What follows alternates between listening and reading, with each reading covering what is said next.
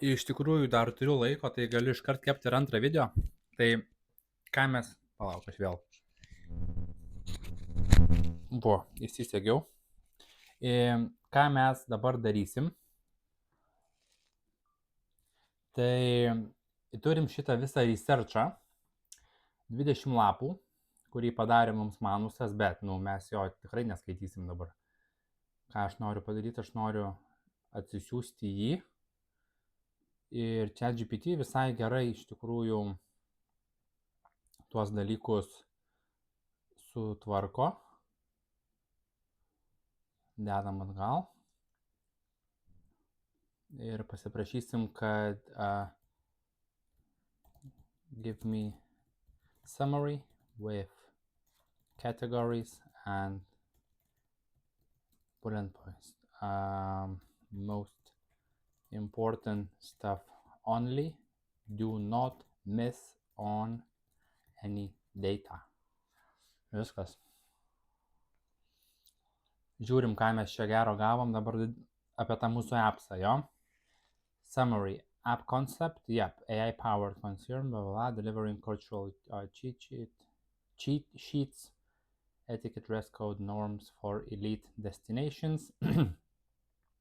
Va, visa esmė, kad tu turi įspręsti kažkokią tai problemą, jo. Nesvarbu, kokį tu projektą, bildinį, appsą, verslą, paslaugą, turi spręsti problemą. Tai dabar, ką jinai sprendžia šitą? Helps affluent travelers integrate seamlessly and avoid social foxpass. Čia yra visai gera problema, mes ją biškį dašlifuosim, bet čia yra visai gera problema, nes kiek kartų yra buvę, kai tu kažkur varai, nesvarbu, nebūtinai į prabangę vietą, bet tu kažkur varai ir arba underperformini, tiek su apranga, pasiruošimu, kalbėsena, viskuom, arba overperformini, kur tu, pavyzdžiui, važiuoji į Monaką, Marbėjos, tas visas prabangos zonas, ane, ir tu toksai, žinai, pasipuoši, gerai apsirengi, bet toks net nesijauti, žinai, savim. Ir atvažiuoji ir žiūri, kad galėjai nieko panašaus nedaryti, žinai, visi paprastesni, paprastai ir panašiai. Arba visokie mytai, tie, va, kaip ir pasakavo, ne, va, toksai, kai būni tiesiog nepasiruošęs ir tavęs toksai, va, pats viduj nesijauti saugiai. Tai va tas va nesaugumo jausmas, socialinis nesaugumo jausmas, būnant tarp kitų žmonių ir įsivaizduojant, kad esi per prasto lygio, gal taip sakykim, šita problema jinai yra labai didelė. Ir labai jaučiasi, ypač Ispanijoje čia, Marbėjoje, kai suvažiuoja visi angliokai ir tu matai, kad jie nesupranta, kas čia darosi, bet jie tokie bando būti tipo relative, žinai, Marbėjos visam vaibui. Tai šita bėda visai yra gera. Tada opportunity large, fast growing luxury travel and AI market with clear niche gap. Sakykim. Luxury travel market, čia skaičiai nelabai gal yra tokie plus minus įdomus. Va. Čia. Tikrai ne. Nemanau. Čia, manau, yra jaunimui. Jaunimui, kuris prisižiūrėjęs Andrew Tate'o visokio ir nori tą tokį lifestyle, sakykime, pradėti, žinai, integruoti, lankytis vietose gerose, brangiose ir panašiai, tas visas digital solopreneurship shit ir panašiai. Tai aš manau, čia daugiau yra jaunimui, tikrai ne šią metų seniams ir taip viską supranta. Freemium basic, tada premium full destination access, ultra premium, čia jau labai. Okay.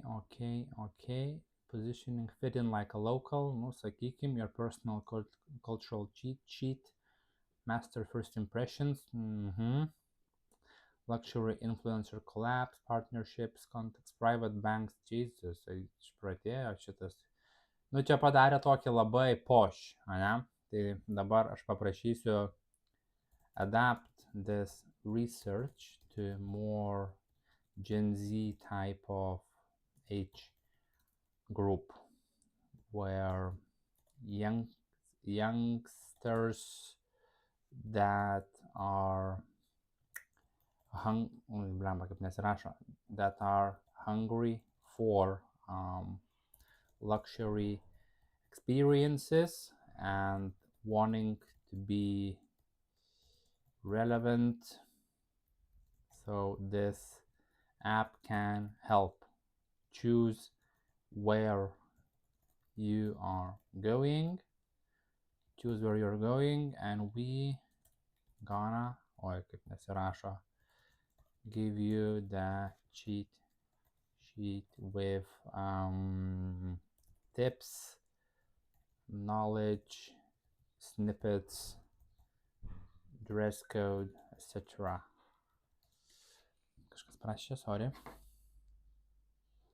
Instagramas. Va. Notice first is a mobile first AI cheat sheet app. Aspiring high-status Gen Z travelers blend into luxury scenes with style and confidence. Būtent, įsiblendini į prabangą su confidence. Think of it as your digital passport to social relevance. Amazing. Va dabar jau yra man geriau. You choose your destination or event. Paris Fashion Week, Mykonos Beach Club, Monaco Grand Prix, all of that shit. What to wear, what to say, what not to do. Svarbiausia, atvarai į, žinai, kažkokią tai vietą, brangesnę, eventą. Ir kad žinotum, ko nedaryti, yra irgi labai svarbu. What to post, how to avoid looking clueless. Va čia yra svarbu. Why Gen Z wants this? Gen Z is obsessed with access, aesthetics and belonging. Būtent, pala kažkas čia blemba su tais plaukais, einu susitvarkyti. Ok, dabar gerai. Tai va. They don't just want to travel, they want to signal taste, status and cultural fluency. Is social embarrassment in elite places, def on TikTok, nu ir panašiai, ne? Va šitas dalykas, social embarrassment, yra labai didelė problema šių dienų jaunimui. Kai jie nepasiruošę išeina į pasaulį, į prabangos pasaulį, prisižiūrėję vidosiukų visokių day in a life, žinai, tai čia yra visai opi problema, kurią gal šitas appsas net ir išspręs. Ar mes jį paleisim ar ne, aš nežinau. Bet kad padevelopinsim, pasikursim, pasižiūrėsim, kas iš to išeis, tai aišku, why not? Being out of place, luxury is going younger. Gen Z is already 20% of luxury buyers, okay. TikTok guides to Mykonos, Dubai, going viral. Fashion, dress code anxiety in elite spaces is real. Everyone's googling what to wear too. Nu, nežinau. Gal? Status anxiety and soft skill gap, va šitas irgi yra svarbus dalykas ir ypač skills gapas, ne, kada tu atvarai į kažkokią tai vietą, kur tu žinai, kad žmonės yra išsilavinę, aukšto intelekto, protingi ir tokie nešudmaliai, žinai, ir tu įėjęs į tą kambarį, tu žinai, kad jeigu tu maksimaliai ką gali pasiūlyti, tai pasakyti, kas dabar TikTok'e trendina, koks naujas hitas, žinai, ar šokis, ar ten, nežinau, kažkoks ritualas, tai turėsi bėdų, žinai, nes ta prasme visi tie žmonės, entrepreneueriai, jauni, ambicingi žmonės, kurie kuria, daro, jie tokių dalykų nestebi, žinai, arba stebi iš verslo perspektyvos, tai tipo, ko reikia, ką kurti, tai tu neturėsi apie ką su jais kalbėti. Ir dėl to, pavyzdžiui, dabar, kaip situacija, įsivaizduoju, turi tą mūsų appsą, ne, atsidarai, žinai, jį ir pasižymė, kad, žinai, varai į Marbėją, ne, nes Marbėjoje prisižiūrėjai istoriukų, kad yra daug jaunų entrepreneuerių, visi renkasi, tarkim, Clubhouse'e, arba kur nors Beach Club'e kažkuriam, tai vienam iš Beach Club'o, ne, tokių ten tų brangesnių, nu ir tu sakai, varau ir aš, taip, pabandysiu pasiieškoti pažinčių. Tai tu ir pasižymė, ne, varai į Marbėją, varai į Beach Club'ą, varai kategorija yra jauni entrepreneueriai, žinai, kurie bildina stuff, kurie normalūs, ambicingi, ten, žinai, ir panašiai. Nu ir mes tau paruošim tokį planelį, žinai. Ne, tarkime, jei tau sugeneruos tokį planelį, tipo, kad tu kažkiek bent jau būtum relevant visoje šitoje nišoje, bent jau maždaug ką užsidėti, nes gal tu norėsi apsirengti prabangiai, užsidėti Hugo Bosso maikę per visą, žinai, tekstą, kai iš tikrųjų, nu, žmonės taip nebesirengia, tie, kurie yra iš tikrųjų aukšto supratingumo, žinai, ir panašiai. Tai tu turi taip tiesiog tokie dalykai, kur AI jūs tau padės sugeneruoti ir tu gauni, ir aš manau, kad tokia problema visai gerai sprendžiasi, ne? Kur toksai gauni kur eiti, ką sakyti, maždaug, jeigu kažkas paklaus, arba kaip pačiam prieiti, paklausti, kad ne tipo, what's your name, o žinai, kažkokią tai įdomesnę, kur jeigu tu, va, tarkim, ateini ir tu matai pas jį kažkokį tai aksesuarą, kuris yra, pavyzdžiui, laikrodis, ne, pavyzdžiui, laikrodis, kur vieni tiesiog mato Rolexą, kaip pavyzdys, arba ten AP, o kitas mato specifiškai Rolexą, žinai, Pandos pavadinimu, ne, arba Rolexą, žinai, Starbuckso pavadinimu, kur tu, žinai, ateini, sakai, oh, that's a nice Panda, kaip pavyzdys. Ir automatiškai jisai supranta, kad tu kažką supranti. Nors ir tai minimalus kažkoks įsireiškimas, bet tai vis tiek jau kažkur veda. Tai aš manau, kad visai yra cool. Tada čia, ką mes turim, what the apps gives, what to wear, how to speak, how to move, where to go and when, what the rich already know that you don't. Jo, sakykim, marketing positioning, bla bla bla. Monetization, tai jo, va, grinai kažkoksai tai kaip tipo free kažkoksai tai solutionas, kur kažką gali pamatyti, arba 2-3 kartus pasinaudoti appsų ir po to yra mokama. Nu gerai. Ok. Viskas aišku, plus minus, ne? Tai dabar, just so we are clear, the app aim is to, ir mes norim patys dar susirašyti, ne? Kad appsas lets the user select location, then location, category, ne? Ar tai yra old people, golf, ne? Ar tai yra old people, ar tai yra young entrepreneurs, ar tai yra tiesiog kažkoksai tai casual friends or casual meetup, beach party, arba kažkoksai tai sunset party, etc. Ne? Tada duodam suprasti activity or placement, kažkas tai tokio, ne? Ten, pavyzdžiui, golf, paddle club, ne? Ten kažkoksai tai restaurant, gal tai daugiau expensive restaurant, ne? Expensive restaurant tada gali būti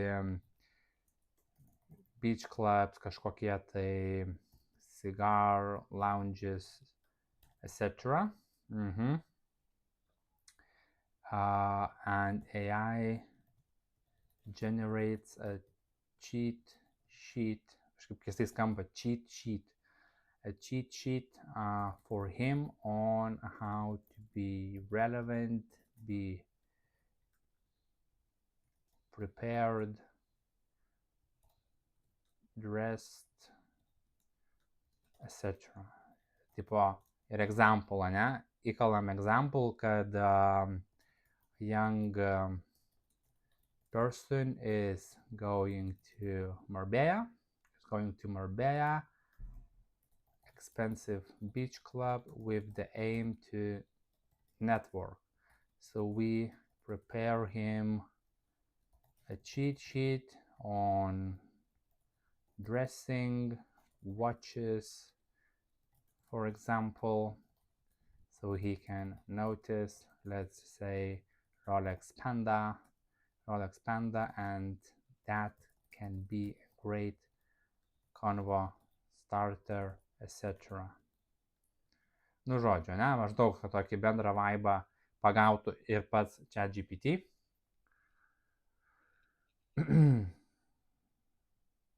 Ko mes laukiam? Ai, ChatGPT memory, okay. Crystal clear, bro. So select destination, choose the social context or crowd type, pick the venue, kažkas tokio, AI generates, maybe location and venue activity type as one, I mean on first page, so to speak. And we also should let the user choose other and just type it in, kad jeigu kažką, žinai, nėra, gal tu varai nei į Dubajų, nei į Marbėją, nei ten į, žinai, visokius Majamius, o tiesiog, nežinau, ten į paprastą miestą, ten kokį nors Graikijoje, bet ar Paryžių ir nori kažką vis tiek apie tai žinoti. Tai kad tu galėtum rankai įvesti kažkokį tai other tipo vietą ir AI užkabins tą vietą ir viską tavo apie ją suvarys. Just type it in as custom and AI will adapt to that input. Kažkas tokio, ne? Marketas važiuoja. Good shit. Va, nu kažkas tokio, va.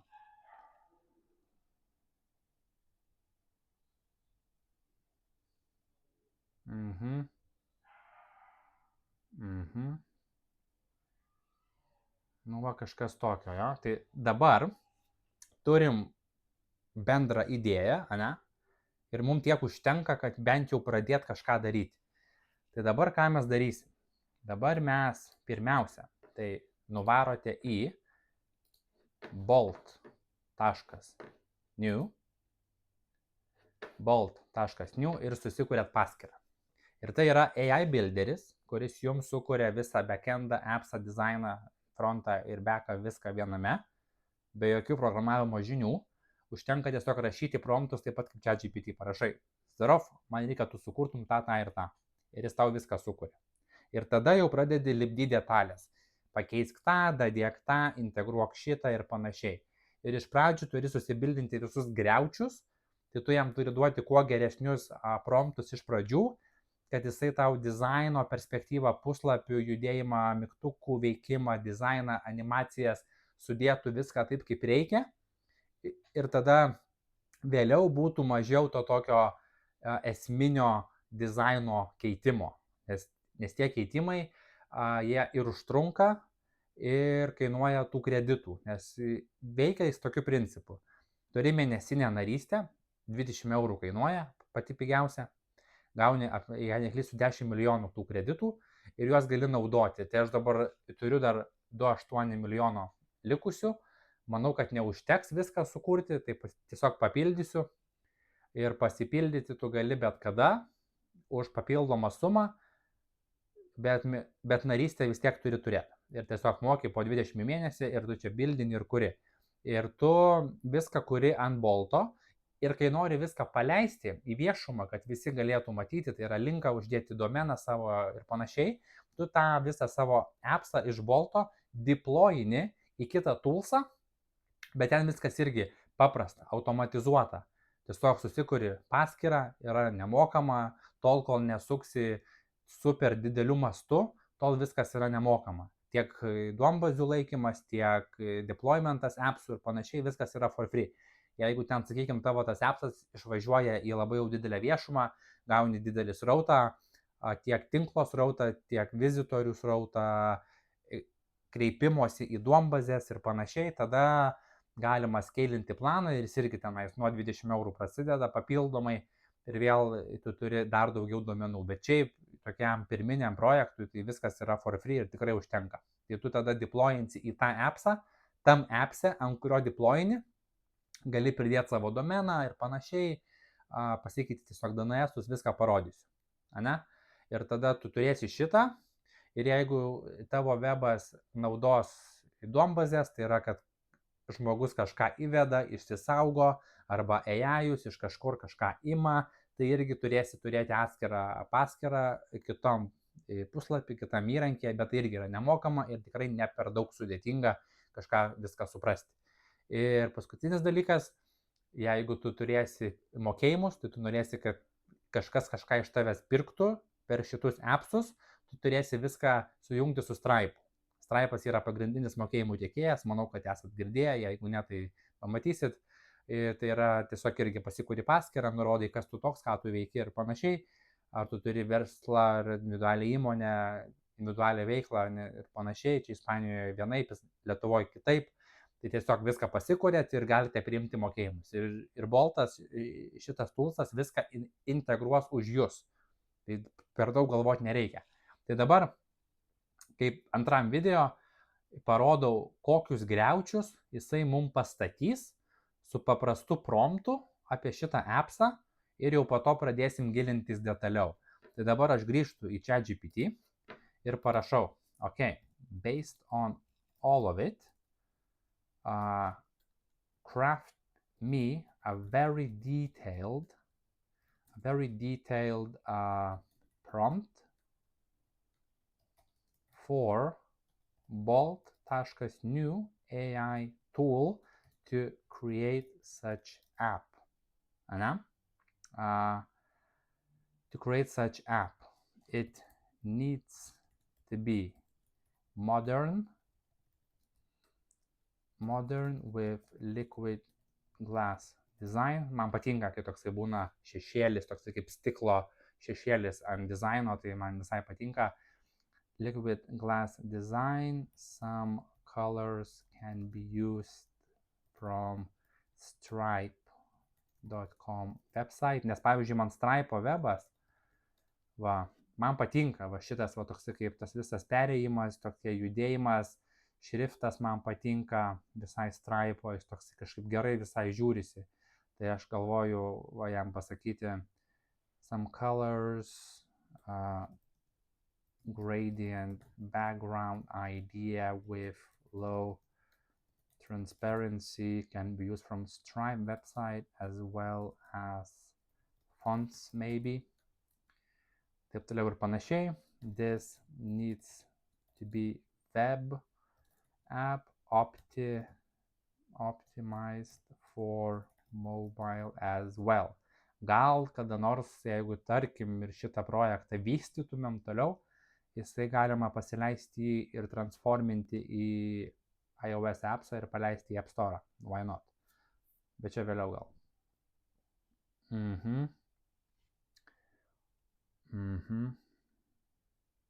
Nu gerai, pažiūrim, gal užteks. Ir tiesiog po to gilinsimės į detalės. Tai va, ir jisai dabar tau sugeneruos promptą, nes tu gali viską rašyti pats ranka, sukurk man appsą, ten tokį, bet jisai ChatGPT tau padaro struktūrizuotą promptą. What the app does, user chooses a placeless type of event, crowd type, or enters custom text. AI generates a stylish, actionable cheat sheet covering, blah, blah, blah. Functionality, location plus settings, choose crowd type, AI cheat output, visual swipeable card with sections, outfit and watch tips, spot this, what to say, not to say, modern, minimalistic, luxurious, yep. Ok, šitas man patinka,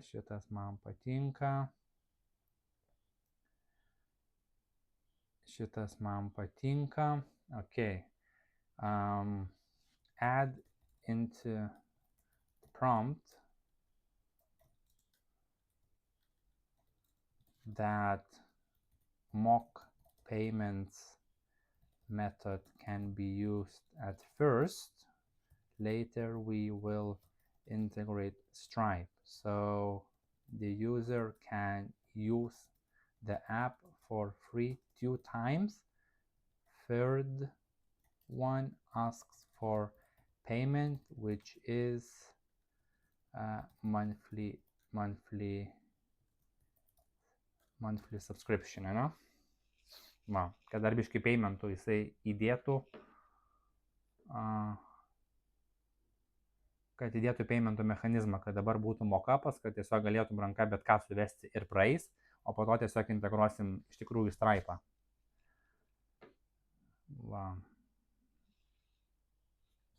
Oi seni, kiek tu man čia prirašėjai.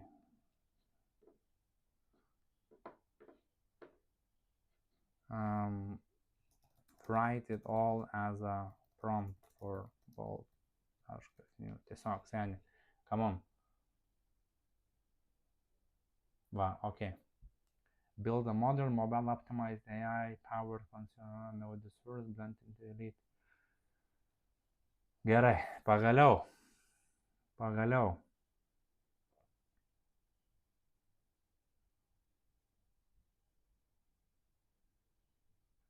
Dabar dar pagalvojau, kad reikėtų, kad useris galėtų susikurti accountą gal. Kad galėtų pasikurti accountą. Ane? Ir... Oba, palauk, kažkas iššoko čia iš mikrofo. Kad galėtų pasikurti accountą ir išsisaugoti savo... Pažiūrėsim čia gal vėliau. Tai va, gerai. Gerai.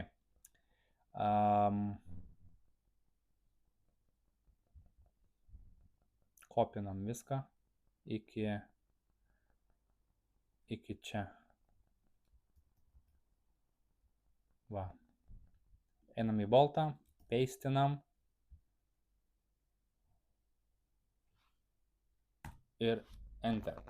Čia.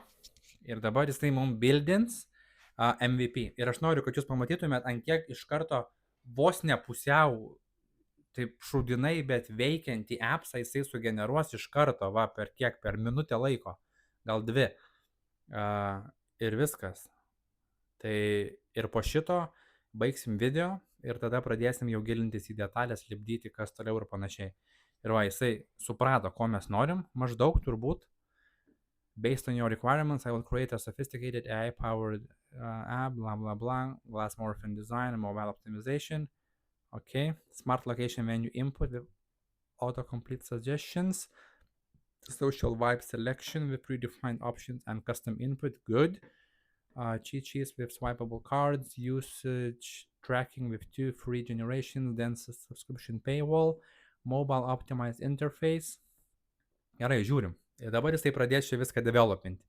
Ir visas dalykas, va, ir kaip ir minėjau, jisai pakurs visą appsą, jisai pakurs visus skirtingus failus, viską surašys, visą kodą, tai jeigu nueisi į kodą, matysi, kaip atsiranda visi dalykai. Ir tau nieko daryti nereikia, nes tu įsivaizduok ranka rašyti visą šitą kodą, nejuokauk. Tai jis viską padarys ir tada, aišku, nepamirškim, tai nėra tobulas įrankis. Aš čia turėjau dabar vieną projektą, kurį bandžiau pasileisti, niekaip jisai man neįsprendė vienos bėdos. Tai, bet aš aišku ir norėjau gan unikalaus metodo prieiti prie šito dalyko, tai buvo biškai sudėtinga, tai jis niekaip neįsprendė. O aš ne programeris, tai aš pats irgi neįsisprendžiau. Tai tiesiog, gal kažkada kitaip padarysiu. Bet jisai tikrai pakankamai gerai puslapius padaro su veikiančiu funkcionalumu. Tai jeigu jūsų idėja bus, tarkim, kurti paprastus informacinius puslapius arba su mažu funkcionalumu, kad nereikia ten visokių labai sudėtingų duombazių, skirtingų duombazių, akauntų kūrimų ir panašiai, tada viskas labai easy. Va, pavyzdžiui, va toksai kaip mano, kaip rodžiau neturisto.com puslapio sukūrimą, mano projektėlio, tokio tiesiog site projekto, jame nėra daug funkcijų, tai yra veikimas visas frontendas, dizainas, tada, kad sumuotus nuolaidos perkant daugiau negu vieną gidą ir tada po apmokėjimo ateitų e-mailas ir viskas, ir tau ateina e-mailas ir paspaudus ant gido, tu gauni tą gidą į telefoną PDF-ą, viskas. Tai tikrai nėra, tiesiog yra vienas paymento volas, kurį tu praeini ir gauni e-mailą, viskas paprastai, tai tikrai buvo nesudėtinga jį padaryti, bet kada eina kalba išsaugoti, prikurti, pridėlioti ir panašiai, tada jisai biškai sudėtingiau pradeda gaudytis. Gerai, ką jisai padarė čia dabar man? Žiūrim, o toks pirmas variantas, ane? Va, pasispaudė, tu gali matyti keletą minčių, tarkim, Marbella Beach Club, ką tu nori, nesvarbu dabar. Iš viso geriau atidarykime kitam lange. Tai va taip atrodo ant kaip desktopo appsas, Marbella Beach Club, choose your social vibe, old money, young entrepreneurs, fashion, gerai, tarkim, young entrepreneurs arba custom vibe, paspaudi, gali įrašyti kažką, nice, young entrepreneurs, ok. Ir jisai dabar čia, kaip supratau, tau padarė tokį hardcodintą, čia niekas ne AI viską padarė, bet toksai hardcodintą. Tavo tas cheat sheetas, ane? Apie rūbus ir aksesuarus, Apple Watch or minimalist timepiece, casual blazer over premium basics, neutral tones, cream, beige, linen, bla bla bla. Tada Signals to Spot, Rolex Daytona or Patek Philippe, Conversation Starter, Hermes bag, Goyard tote, Established Wealth, minimal jewelry, likely old money aesthetic, designer but understated, your target network. Tokie, va, žinai, apie tekstukai, what to say and not to say, ask about their connections, best beaches nearby, don't immediately discuss work or money, geras patarimas, don't name drop unless relevant, blah blah blah, travel stories from similar destinations. Fox pass to avoid, don't order the cheapest drink repeatedly, obviously, avoid flash photography without permission, don't monopolize conversations, skip the hard sales pitch on first meeting, don't dress too formally or too casual. Nu, sakykim, tokie labai basic, ne, tokie viskas yra surašyta paprastai ir sugeneravo iš karto, kadangi tai yra hardcodinta data, po to tiesiog įdėsim, kad užsikrautų baras, žinai, išmestų kažką ir panašiai. Tada how to post, include, bla bla bla, next, kas dar, 6 va. Cultural and social codes, networking happens naturally, not forced, late nighting is normal, va tarkim apie Ispaniją, ne, quality of presence yra daugiau negu quantity of connections, teisingai, nu ir viskas, ne, baigėsi. Tada jungi, kad nori dar vieno ir šitas, pavyzdžiui, mygtukas neveikia, jis nieko nedaro, čia kažką gali išsisaugot, pasišėrint, kaip suprantu, jeigu parefreshinsim ir darom Dubai rooftopą su spiritual crowd.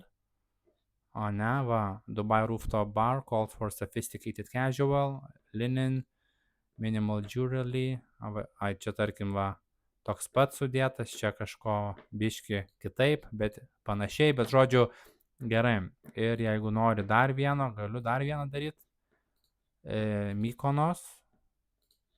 Ir tada iššoka, kad atsirakink unlimited access, ne, ir panaudoji 2 iš 2 free cheat sheets, bla bla bla, ir gali, žodžiu, subscribinti arba maybe later ir tipo goodbye.